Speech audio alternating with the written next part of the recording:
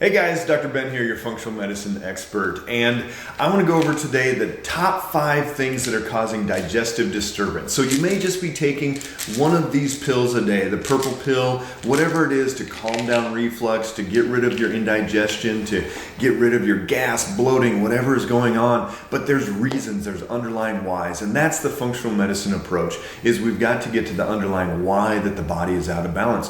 One of the first things that we have to look for that may be causing your digestive distress is what's called leaky gut. Leaky gut is that small intestine lining where we're absorbing our nutrients into the bloodstream, and there's damaged tissue along there. So we're getting product into the bloodstream too soon, creating distress. It's causing gas, bloating, a lot of symptoms, even spilling over into autoimmune conditions, spilling over into inflammatory conditions, a lot of different things. Another thing that has to be addressed that you may be missing when looking at your digestive distress is looking at infections. We look at a lot of different things that can happen in there. We can have H. pylori. H. pylori is what causes ulcers in the stomach, but over 80% of H. pylori is actually in the small intestine. And that's going to cause, again, part of that leaky gut process. It's going to be irritating that gut lining, causing a lot of those issues in there. So you've got to address where those infections are in the gut. The third thing that we look for is vagal nerve tone. The vagus nerve comes off the brainstem and it's called cranial nerve number 10. It's going to stimulate a lot of things in our digestive tract, such as gut motility, which is kind of like a snake squeezing things through that digestive tract. It pushes it through to the next one. If that's not working, food's going to sit there longer than it should. The sphincters in between the esophagus and stomach, if that sphincter isn't working like it should because of that vagal nerve tone, we're going to get reflux. Acid will come back up. The valve in between the small and large intestine, the ileocecal valve, very easy for bad stuff to come back from the large intestine. And the small intestine, we call that SIBO, small intestine bacterial overgrowth. Then we look at the microbiome. The microbiome is that whole universe in our digestive tract that is not us. So it's different organisms, bacteria, viruses, yeast, parasites, all these different things.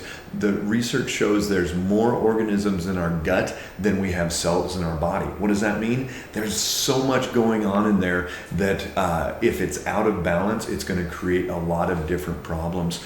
They found, the research shows that there can be Parkinson's related to our microbiome, ADD can be related to our microbiome, even Alzheimer's.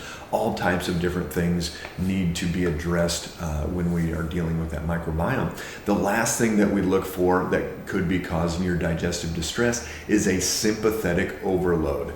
So think about this, where we live in Fort Collins, Colorado, recently there was a runner that was up in the woods going for a run, and a mountain lion attacked him, and he actually choked the mountain lion and was able to get away. He was in a fight or flight scenario in his body. So many people are living in that state. That's called sympathetic dominance. And you can either be fight or flight, or you can be resting and digesting. Those are the two parts of the autonomic nervous system. So guess what? You can't do both at the same time. So if you're in this chronic fight or flight pattern, you cannot get into that good resting and digesting pattern. So what do we have to do? We have to teach our brain, teach our body to shut it down at various times. A lot of ways to do that, including neurofeedback, many different systems out there. So again, there's reasons why you have digestive disturbance. It's not just about taking that pill, decreasing the symptoms. That will never fix the underlying why. Check out our other videos. We've got a lot of ways to educate yourself and learn about the different options out there. The videos that we have, they're great, they're easy to understand, and check them out on our website.